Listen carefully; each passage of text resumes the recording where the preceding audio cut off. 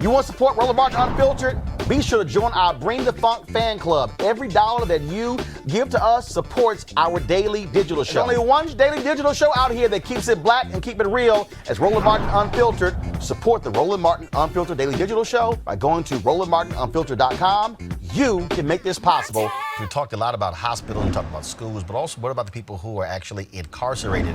What is happening there? Although there have been no coronavirus cases reported in Prince George's County Correctional Center, State's Attorney Aisha Braveboy says reducing the numbers is a good idea. Here's a video that she put out.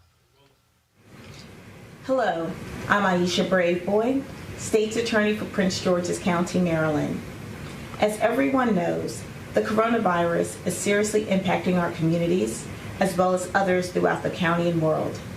In light of this, drastic steps have been taken to curb the spread.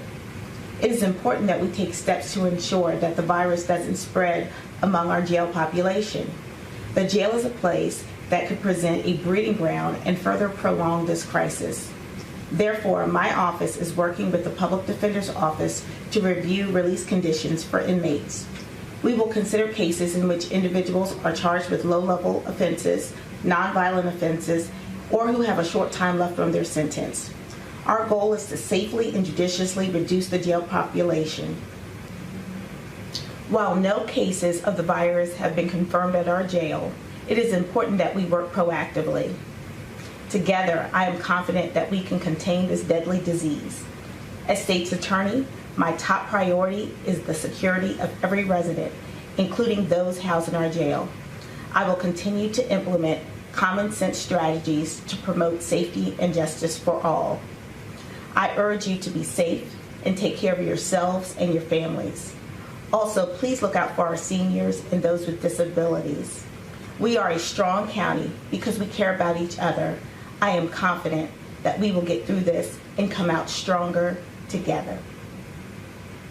The ACLU is also sending a letter to Attorney General William Barr saying, quote, the public health crisis presented by the coronavirus highlights the need for the Department of Justice and the Bureau of Prisons to take immediate action to safeguard those under its care. Time is of the essence, and the Bureau of Prisons must act swiftly and responsibly to ensure that the 122 facilities in its system housing nearly a quarter of people, over 10,000 who are over 60 years old, are safe. Joining me now to talk about this is Prince George's County State's Attorney Aisha Braveboy, as well as Dylan Hayrie, ACLU Justice Division Strategist. First and foremost, Aisha, the thing is, Senator Kamala Harris also has called on the Bureau of Prisons to also release low-level offenders as well. And so, but it's interesting that we're looking at a situation now where this is where we are forced to look at every single facet of our society. Whether we're talking about schools and hospitals, we're talking about whether you're poor, whether you are at the top 1%, whether you're NBA players, whether you're inmates. I mean, this has a dramatic impact. We do know of one particular state where a corrections officer tested positive, and they've had to quarantine upwards of 20 inmates, a person that we're in contact with. And now you're also dealing with inmates who are in much different environments than, frankly, a lot of us. Aisha, go ahead. You know what? Yeah, you're going in and out with your question. Hi, 1 second is breaking up right now with you. Guys, let me know about her Skype. Let me go to Dylan. Dylan, go ahead and comment on that, please. Yeah, I mean, as you said, Roland, we're going to have to re-examine how we do a lot of what we do in society on an everyday basis. And first and foremost among that has to be the way we treat currently incarcerated people and people who are coming into the criminal legal system now. And so as you referenced, the ACLU sent a letter to Attorney General Barr, and across the country over the course of the last 2 days, about 20 affiliates of the ACLU have also sent letters to their local criminal justice system leaders, urging them to do really three different things, right? Stop the flow of people coming into the system. For the people who are in the system now, find a way to get as many of them out as possible so they can be home with their loved ones or seek adequate medical care back in their community. And for those people who remain incarcerated, to make sure that there are plenty of services available, to make sure there is hygiene products available for free, to make sure visitation is not cut off, and where it is cut off, at the recommendation of local health experts, to substitute free calls, video calls, phone calls. All these things are things that could and should have been done all along the path, right? But here we are in the midst of a national pandemic, a national crisis, and to your point, we have to really rethink what we're doing and why we're doing it. And I think it's becoming more clear than ever that a lot of what we do in the criminal legal system, a lot of how we treat incarcerated people doesn't make a lot of sense. It's not fair, and it's going to hurt more people than it helps. So how do you, in the case of what Senator Kamala Harris is talking about, how do you release folks when the Bureau of Prisons just can't release them on their own? There has to be a court order or something from the Attorney General's office to release low-level inmates. Sure, and I would just say, too, that whether it's the jails and prisons at the state level or at the federal level, you know, there is going to be some level of executive action required to get incarcerated people out of jail and prison, right? So, yes, Attorney General Barr needs to act. Governors across the country who have the power of clemency and commutation need to act. Judges who are holding fines and fees over people's heads and keeping them incarcerated for non-payment need to act. Executives at every level of the system need to act.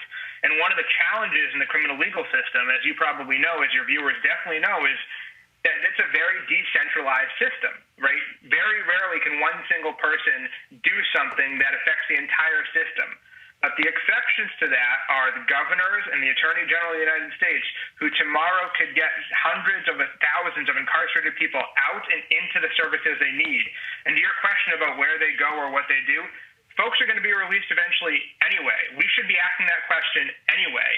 But yeah, now we absolutely need to make sure that people are getting treated, screened, sent to medical facilities where necessary, but most importantly, returned home to care for themselves and their loved ones who are at home and who may be suffering from this or who may be struggling under the economic hardship of quarantine.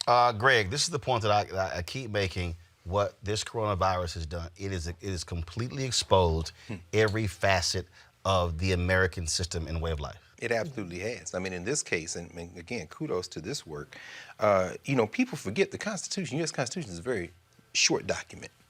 The 8th Amendment, preventing cruel and inhuman punishment, has been interpreted by judge-made law. There's no statutory reason for people to be treated a certain way. It's not written in stone, you have to treat prisoners this way. And everyone out there, think about this. Think of the burden that you feel being isolated in your house, in your apartment. Now, imagine if you are a prisoner and that has become your way of life.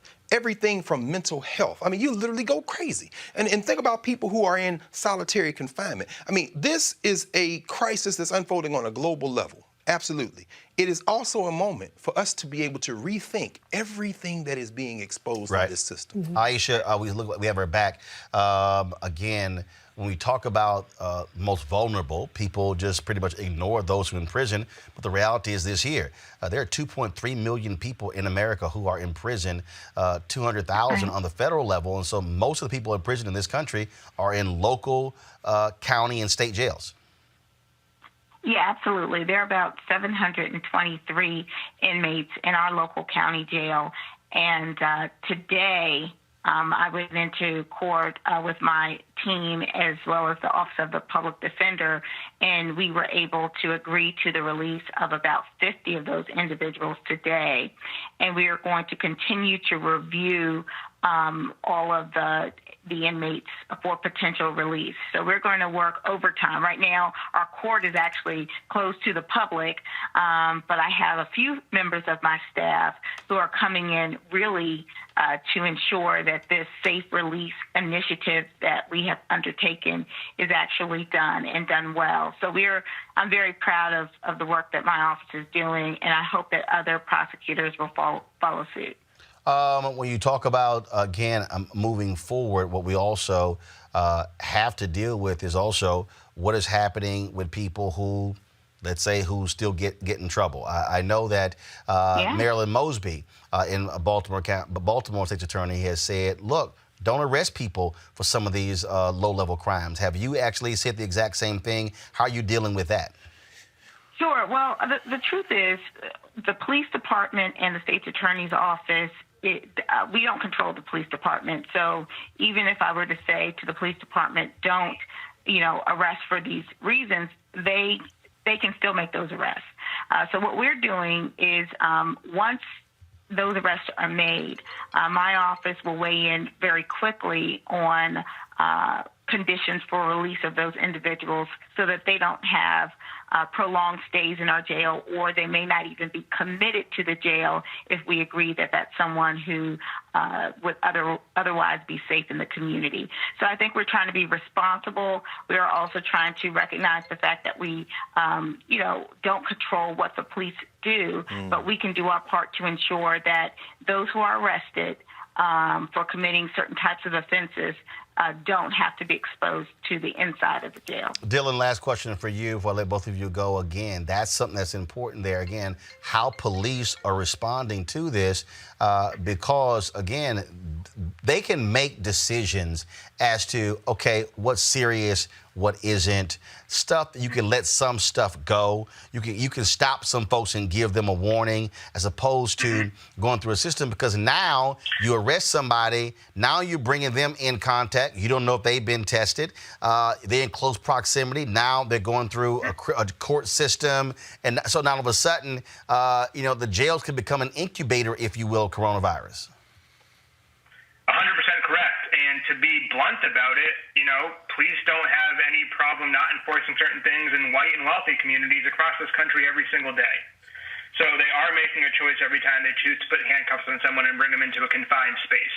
And we are urging, the ACLU sent a letter out to state affiliates that they're using to send letters to their local police departments to say, listen, stop arresting people for low-level offenses, and where you need to make an arrest, issue a citation in lieu of arrest. Do everything you can to minimize the risk that you are putting on people, and frankly, the risk you're putting on yourselves. If you bring someone into your department who may have COVID-19 but isn't symptomatic right now, you could be infecting an entire police department. And frankly, we are beginning to see some police departments begin to make better decisions here, and we're also beginning to see prosecutors and some judges make better decisions. But I would just echo what your panelist said earlier a minute ago. It is good to see relief happening across the country where it is. It is good to see some modicum of justice being instituted where it is, but it should remind you that that ability to deliver relief is a choice, which means that the willingness to harm and oppress was also a choice that was being made for a very, very long time. And hopefully this pandemic helps us, understand better what people are experiencing every day. And as we continue to get through this as a country and deal with the health and economic crisis that's upon us, I hope we're also, again, reflecting on the things we can do to make systems across the country more fair and equitable for everybody, particularly the black and brown people across this country who've been under the thumb of the criminal legal system for centuries. Dylan Hare of the ACLU, Aisha Braveboy, we surely appreciate it. Thanks a lot. Thank you. Thank you. Thank you. Eric, I want to go to you. This is a statement from the Baltimore Police Department. Henry, go to my iPad. Quote, for the safety of our residents and officers, the Baltimore Police Department is assessing and evaluating what calls for service our officers will be responding to in order to minimize the potential for exposure to COVID-19. This includes giving guidance to officers in using their discretion to further minimize arrest on low-level and nonviolent offenses, especially those outlined in the state's attorney's letter. Speaking of that, Marilyn Mosby announced that her office will stop prosecuting, go back to the iPad, please. They will stop prosecuting drug possession. Let me pull it up. They will stop prosecuting drug possession, prostitution, and other crimes amid coronavirus. Erica, again, that's smart. And you're saying, like, look, these are extreme circumstances. And so things we're normally doing, we shouldn't be doing. And you've had these state's attorneys on your show before, and this also is hashtag Black Women Lead. The attack that these Black women prosecutors have been under since they assumed office, and what you're actually seeing is justice actually playing out. That these folks know that the people that bear the brunt of these policies, incarceration, are Black and brown people. So with the 700 and 23 people that State Prosecutor Aisha Braveboy shared with us in PG County, to read that 623 of those people are awaiting trial, 623 people out of the 700 plus that are actually jailed, that she and her office are going through, and they are pulling people together to say, who is it that we can release? Who needs to remain in jail? Because, of course, we have a lot of the courts that are closed amid this global pandemic. It goes back to what you were just saying, that a lot of how we operate with impunity is really being laid to bear. And so those are things that we have to deal with it as us in the general public are dealing with some of the isolation pieces that folks in jail have to deal with. And then the other piece that I just want to add to that is that what the ACLU is doing as well in advocating for folks to be released is around saying to prosecutors to avoid cash bail. So what we've been hearing, prison abolitionists, and even prior to that, groups that are really ensuring that folks who are incarcerated do have some level of humane treatment and just advocating on their part. We're seeing that these different pieces that these Black women prosecutors have been advocating for, receiving threats, not receiving support even from their own office, continue to go after, and how that will be a benefit to society as a whole and to those people who are incarcerated. It only makes sense, Reese. It only makes sense because, again, these are extraordinary times. It requires extraordinary measures. Right. And it doesn't make sense. I mean, I remember I was Tashara Jones, sister who is the treasurer in St. Louis, when she announced, we're not going to be giving out parking tickets. Yeah. And then so the St. Louis newspaper attacks her, well, you don't have the authority. Her whole deal was like, what the hell is wrong with you? Yeah. It doesn't make sense to sit here and be slapping people with fines for parking when we're in this extraordinary crisis. Right. Plus, a lot of people are staying at home anyway. It's just smart things to do right now. And some of these people are so ignorant and they don't take into account the difficulty, frankly, other people are having on an everyday basis. Yeah. This exacerbates it. Right. And I think, you know, if you're a person who, for some reason, you just don't give a damn about prisoners because you don't have any morals, the fact of the matter is it's still a public health issue, because you have workers that come into work these prisons that then go back into their communities. And so we have to really look at this as a public health situation. The same thing with when we had the immigrants and people felt like, oh, immigrants shouldn't be getting flu vaccines and different things like that, flu shots. You know, we have to stop looking and picking and choosing who is worthy of having consideration. And so I think that the work that the ACLU is doing, Aisha Braveboy, I think that's amazing work that she's doing. Senator Kamala Harris has been all over this. March 5th, she sent a letter to the Bureau of Prisons requesting their preparedness for this outbreak. So this isn't even something that she just is new to. And to Erica's point, yeah, this is absolutely hashtag Black Women Lead. I've seen as a prosecutor, Kamala Harris got raked over the coals, and these Black women continue to go through this. But this is a prime example of why it's important that we have a seat at the table, because we do take different considerations into mind. We have compassion for people in a different manner, and people who will not normally get this consideration, because Attorney General Barr is not leading the charge on this. The Bureau of Prisons director is not leading the charge on this. It's these Black women leaders, it's ACLU, it's these different organizations that are leading the charge. And so I think that we have to continue to recognize who the leaders are and how they lead differently, and how we need to continue to put those particular people back in power. All right, folks, back to our Roland Mark Unfiltered video in just one moment. All right, so a lot of y'all are always asking me about some of the pocket squares that I wear. Now, Robert don't have one on. Nope. Now, I don't particularly like the white pocket squares. I don't like even the silk ones. And so I was reading GQ magazine a number of years ago, and I saw this guy who had this pocket square here, and it looks like a flower.